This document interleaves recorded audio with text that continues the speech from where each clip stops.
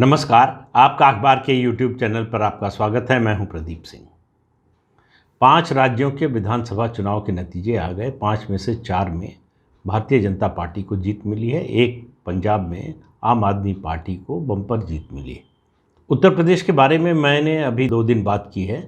आज बात करूंगा बाकी 4 राज्यों के बारे में। पहला राज्य उत्तराखंड।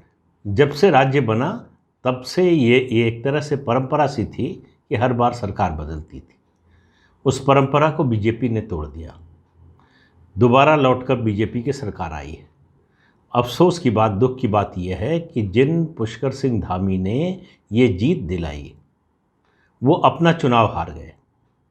उनको कुछ महीने मिले थे सिर्फ काम करने के लिए, और उनके पूर्ववर्ती जो त्रिवेंद्र सिंह रावत हैं, जो लगभग 4 साल तक मुख्यमंत्री रहे, वो जिस तरह से पार्टी का बेड़ा गर्क करके गए थे, वहाँ से पार्टी को निकालना लगभग असंभव था।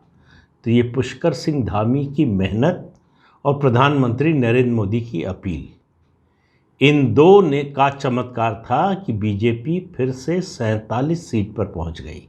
जबकि उम्मीद ये की जा रही थी आज से 6 महीने पहले, पुष्कर सिंह धामी के मुख्यमंत्री बनने से पहले, कि भारतीय जनता पार्टी अगर डबल डिजिट में आ जाए तो ये बड़ी बात होगी। तो वहाँ से राज्य को निकाल कर जिस तरह से पुष्कर सिंह धामी आए हैं, मुझे लगता है कि उनको मौका, चुनाव हार गए हैं फिर भी उनको मुख्यमंत्री बनाया जाना चाहिए, उनको मौका मिलना चाहिए। क्योंकि वैसे इसलिए भी कि उत्तराखंड में बीजेपी के पास विकल्प के तौर पर ज़्यादा लोग हैं नहीं, और पुष्कर सिंह धामी परीक्षा पास कर चुके हैं, बल्कि कहें अग्नि परीक्षा पास करके निकले। तो इसलिए जो है, उदाहरण अभी हाल का पश्चिम बंगाल का है, ममता बनर्जी का। उनकी पार्टी चुनाव जीत गई लेकिन वो खुद चुनाव अपना हार गई, फिर मुख्यमंत्री बनी। तो पुष्कर सिंह धामी को अगर मुख्यमंत्री बनाया जाएगा तो उत्तराखंड में बीजेपी के भविष्य की दृष्टि से निश्चित रूप से एक अच्छा फैसला होगा। लेकिन फैसला पार्टियां करती हैं, क्या कंसिडरेशन होता है, कैसे होता है, किस तरह के दबाव होते हैं, पता नहीं। क्या फैसला होगा इसकी भी मुझे जानकारी नहीं है। लेकिन अगर पुष्कर सिंह धामी मुख्यमंत्री नहीं बनते हैं तो ये बड़े दुर्भाग्य की बात होगी। अब बात करते हैं मणिपुर की। मणिपुर में भी दोबारा सरकार आई है। एन बीरेन सिंह मुख्यमंत्री बने थे, फुटबॉलर हैं, आपको पता होगा। राजनीति में आने से पहले फुटबॉल खेलते थे, फुटबॉल खिलाड़ी थे। इस बार फिर उन्होंने गोल मार दिया। पिछली बार उनको प्रोजेक्ट करके नहीं लड़ा गया था चुनाव, इस बार उनको प्रोजेक्ट करके लड़ा गया और फिर से पार्टी को स्पष्ट बहुमत के साथ ले आए हैं और कांग्रेस का सफाया कर दिया है। तो पूर्वोत्तर में भारतीय जनता पार्टी का पांव जो है वो अंगद के पांव की तरह जम गया है। वहाँ से हिलाना और किसी पार्टी के लिए अब बहुत ही कठिन काम है। तीसरा राज्य है गोवा, जहां तीसरी बार बन रही है सरकार बीजेपी की। 40 में से 20 सीटें मिली हैं। निर्दलियों के समर्थन से, क्षेत्रीय दल के समर्थन से सरकार बनेगी, ये तय है। ज़्यादा उम्मीद यही है कि मुख्यमंत्री जो अभी हैं वो बने रहेंगे, लेकिन उसका भी फैसला अभी जब पार्लियामेंट्री बोर्ड की बैठक होगी भारतीय जनता पार्टी की तो उसमें होगा। इन 3 राज्यों में बीजेपी का जीतना और उत्तर प्रदेश में भारी बहुमत यानी 2/3 बहुमत से जीतना, ये एक बात साबित करता है कि प्रधानमंत्री नरेंद्र मोदी के नेतृत्व में लोगों का भरोसा 8 साल बाद भी कायम है और वो बढ़ रहा है, घटने की बजाय। दूसरा, वो अलग अलग राज्यों में बीजेपी को अजेय बनाते जा रहे हैं। ये एक बड़ी सिग्निफिकेंट बात है कि वहाँ विपक्ष का एक तरह से पूरी तरह से सफाया हो रहा है। अब हालत ये हुई है कि जो मुख्य विपक्ष था उसकी जगह खाली हो रही है और उसकी जगह भरने के लिए अलग अलग पार्टियां सामने आ रही हैं। गोवा में जैसे आम आदमी पार्टी को 2 सीटें मिली है, वो एक इंडिकेशन है। आगे चल के क्या होगा पता नहीं, लेकिन कांग्रेस का क्या होगा ये तो किसी को भी पता नहीं। पंजाब की बात करना ज़रूरी है। मेरी नज़र में पंजाब में देखिए आम आदमी पार्टी की जीत हुई है, बहुत बम्पर जीत हुई है। पूरे जो भी ट्रेडिशनल पॉलिटिशियन थे, पार्टियां थी, उनको पंजाब के लोगों ने बोरिया बिस्तर बांध कर झेलम में, सतलुज में, जिस नदी में कहना चाहें उसमें फेंक दिया है, रावी में, ब्यास में, जिसका आप नाम लेना चाहें, उनको फेंक दिया है, पूरी तरह से रिजेक्ट कर दिया है। वो जो एक विज्ञापन आता था ना कि सारे घर के बदल डाले, उसी तरह से जो है पूरे प्रदेश की राजनीति को पंजाब के लोगों ने बदल दिया है और आम आदमी पार्टी को विकल्प के तौर पर चुना है। विकल्प ज़्यादा थे नहीं। तो क्या क्या टूटा है पंजाब में? ट्रेडिशनल पार्टियों का जनाधार, ट्रेडिशनल पार्टियों का गुरूर, परिवारवादी नेताओं का गुरूर, उनका साम्राज्य, ये जनता ने पंजाब की एक झटके में साफ कर दिया है।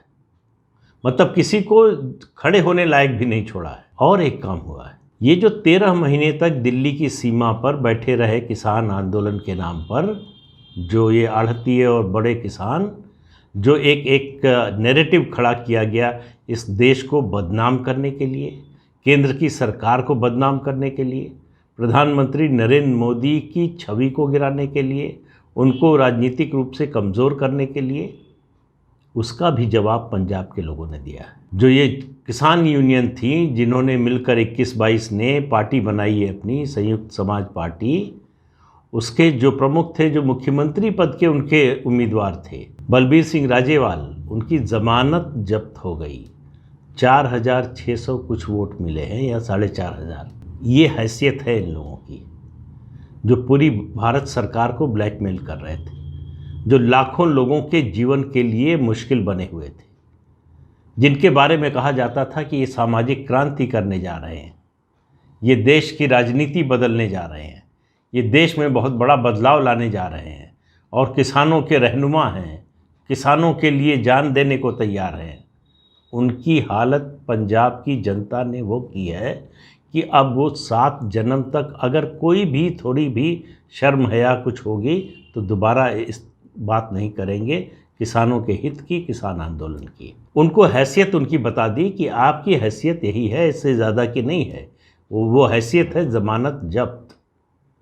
अब ये किसान नेता ज़मानत जब्त नेता हो गए हैं राजनीति में। और एक इधर थे पश्चिमी उत्तर प्रदेश में राकेश टिकैत, उनकी तो आजकल बोलती बंद हो गई, उनको समझ में नहीं आ रहा है क्या बोले। पश्चिमी उत्तर प्रदेश में 2017 में जितने जाटों ने वोट दिया था भाजपा को, उसका दुगना दिया है। लगभग 35% वोट मिला था जाटों का 2017 में, और 2022 में मिला है 71%।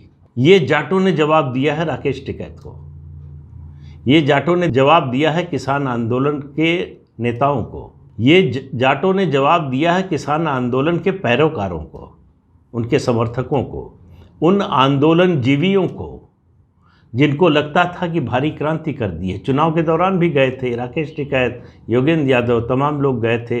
मेरठ में प्रेस कॉन्फ्रेंस की, लखनऊ में की, घूमकर पूरे प्रदेश में जो है भारतीय जनता पार्टी को हराने की अलख जगा रहे थे। तो लोगों ने उत्तर प्रदेश के जवाब दे दिया, उत्तर प्रदेश की जनता ने, कि हमारा हित यहाँ है, हमको अपना अच्छा बुरा मालूम है। तो ये तो एक किसान आंदोलन की है। लेकिन पंजाब का जो वर्डिक्ट है, मेरा मानना है कि इसके बाद पंजाब एक अनजानी राह पर चल चुका है। उसकी वजह है, अभी आप भूले नहीं होंगे, कुमार विश्वास ने क्या आरोप लगाया था अरविंद केजरीवाल के बारे में।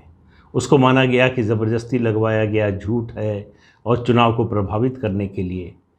चुनाव के दौरान ही 17 फरवरी को, 20 फरवरी को मतदान था, 17 फरवरी को सिख फॉर जस्टिस की ओर से एक पत्र जारी हुआ जिसमें कहा गया कि आम आदमी पार्टी को समर्थन करना चाहिए। सिख फॉर जस्टिस ने डिनाई किया, उसका खंडन किया कि हमारी चिट्ठी नहीं है। अब सिख फॉर जस्टिस के जो मुखिया हैं गुरपतवंत सिंह, वो कह रहे हैं कि जब हमने खंडन किया कि ये हमारी चिट्ठी नहीं है, उसके बाद आम आदमी पार्टी की ओर से, अब मैं नाम नहीं लूँगा, उन्होंने नाम लिया है कि उनके नाम से जो है फ़ोन किया गया कि आप ये बयान दे दीजिए कि ये आपकी चिट्ठी है, इसके बदले में हम आपको पैसा देने को तैयार हैं। तो मैं मान लेता हूँ कि ये झूठ है, कि जानबूझकर जो है आम आदमी पार्टी को बदनाम करने के लिए कही जा रही है बात। लेकिन गुरपतवंत सिंह ने चिट्ठी लिखी है भगवंत सिंह मान को, जो सीएम डेजिग्नेट हैं इस समय, शपथ लेने वाले हैं, मुख्यमंत्री बनेंगे पंजाब के, आम आदमी पार्टी के नेता हैं। उनको चिट्ठी लिखी है कि आपकी जीत हमारे पैसे और हमारे समर्थन से हुई है, हमारे लोगों का समर्थन मिला है आपको कनाडा से, अमेरिका से, यूरोपियन यूनियन से, ऑस्ट्रेलिया से, इन सब जगहों से पैसा मिला है खालिस्तान आंदोलन के समर्थकों का। इसलिए पंजाब विधानसभा में रेफरेंडम का प्रस्ताव पास कराइए, जैसा आपने वादा किया था कि अगर आप समर्थन देंगे हमको तो हम पंजाब विधानसभा से रेफरेंडम का, यानी कि इस बात के लिए जनमत संग्रह हो पंजाब में कि वो अलग होकर खालिस्तान के नाम से अलग देश बनाना चाहते हैं कि नहीं। अब किसी सरकार के बनने से पहले ही इस तरह की खबर आना, मुझे मालूम नहीं है कि जो गुरपतवंत सिंह क्लेम कर रहे हैं, जो दावा कर रहे हैं, उसमें कितनी सच्चाई है। लेकिन सवाल ये है कि क्यों कर रहे हैं वो, किसी और पार्टी के बारे में क्यों नहीं कर रहे हैं। उसमें उन्होंने मान को धमकी भी दी है। हमारा विरोध किया पंजाब के पूर्व मुख्यमंत्री बेअंत सिंह ने, उनका क्या हश्र हुआ आपको मालूम है। तो उनको तो शारीरिक रूप से नुकसान हुआ, लेकिन जिन्होंने हमारे ऊपर देशद्रोह का आरोप लगाया, उन राजनीतिक नेताओं का, कैप्टन अमरिंदर सिंह, प्रकाश सिंह बादल, इन लोगों का क्या हश्र हुआ, राजनीतिक हश्र, ये आपने देख लिया। तो अगर आप चाहते हैं कि आपका भी वही हश्र ना हो, तो ये प्रस्ताव विधानसभा से, पंजाब विधानसभा से पास कराइए। देखिए, ये बड़ी खतरनाक बात है। पंजाब एक सीमावर्ती राज्य है और आम आदमी पार्टी जिस तरह की पार्टी है, वो अरविंद केजरीवाल जिस तरह के नेता हैं, कंट्रोल फ्रीक हैं। उनको सब कुछ अपने कब्ज़े में चाहिए, कोई पत्ता नहीं खड़कना चाहिए उनकी मर्ज़ी के बिना। उनकी पार्टी में कोई रह नहीं सकता उनकी मर्ज़ी के बिना या उनसे असहमत होकर। तो अब सवाल ये होगा कि पंजाब से चलेगा या दिल्ली से चलेगा। पंजाब के सिख या पंजाबी इस बात को कभी स्वीकार नहीं करेंगे कि उनकी सरकार कहीं और से चले। भगवंत मान अब इंडिपेंडेंट तौर पर काम करेंगे या अरविंद केजरीवाल के प्रतिनिधि के तौर पर काम करेंगे। तो ये सवाल बहुत जल्दी सामने आने वाला है। जिस तरह के संकेत आ रहे हैं कि पंजाब की सरकार को चलाने में राघव चड्ढा की विशेष भूमिका होगी, उनको वहाँ कोई पद दिया जाएगा, सलाहकार हो या कोई किसी रूप में, वो भगवंत मान के शपथ लेने के बाद स्पष्ट हो जाएगा। देखिए, पंजाब एक फुल फ्लेज्ड स्टेट है, दिल्ली नहीं है।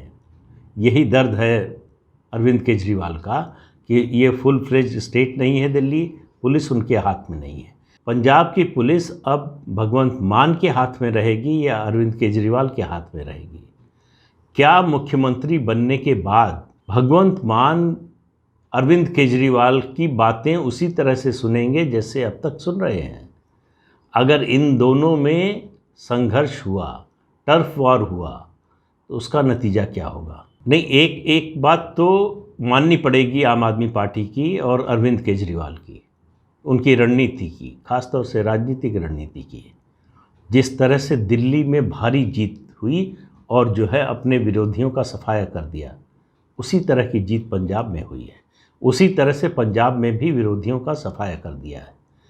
तो ये जो गुण है, इसकी दाद तो देनी पड़ेगी। जिस तरह से जीत हुई है और जिस तरह से विपक्ष का सफाया किया है, और ये तभी होता है जब लोगों को आप पर विश्वास हो जाए। आपसे मेरा मतलब है जो भी सत्ता में आ रहा है, इतने बड़े पैमाने पर जीतकर अगर आ रहा है, तो इसका मतलब लोगों का भरोसा है, उम्मीद है। तो क्या पंजाब के लोगों ने जो उम्मीद भगवंत मान से की है या अरविंद केजरीवाल से की है, उस पर वो खरे उतरेंगे? और पंजाब में सुरक्षा के जितने कंसर्न हैं, जितनी चिंताएं हैं पहले से, इनके बनने के बाद, मतलब इनके जीतने के बाद की बात नहीं कर रहा हूँ, पहले से, उनको देखते हुए पंजाब किस ओर जाएगा, ये सरकार किस तरह से चलेगी, कितने दिन चलेगी, क्या खालिस्तानी तत्वों का प्रभाव इस पर होगा या क्या खालिस्तानी तत्वों के दबाव को रोकने, बर्दाश्त करने या उसको दरकिरार करने की शक्ति भगवंत मान और उनकी सरकार में होगी? ये सारे सवाल हैं जिनका जवाब आना बहुत ज़रूरी है।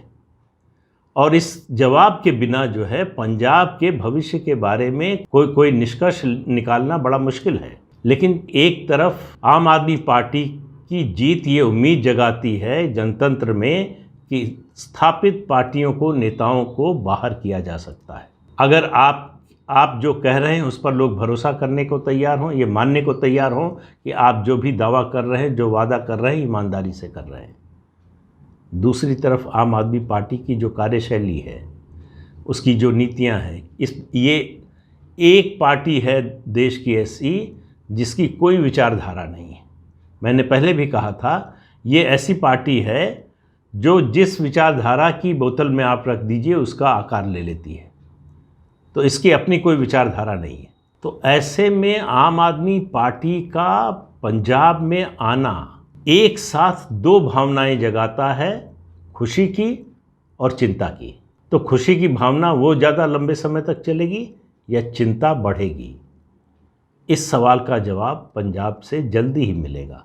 तो आज के अंक में इतना ही। अगले अंक में फिर मिलेंगे किसी और मुद्दे के साथ। आपसे अनुरोध है कि ये चैनल देखिए, शेयर कीजिए, लाइक कीजिए और सब्सक्राइब ज़रूर कीजिए। नमस्कार।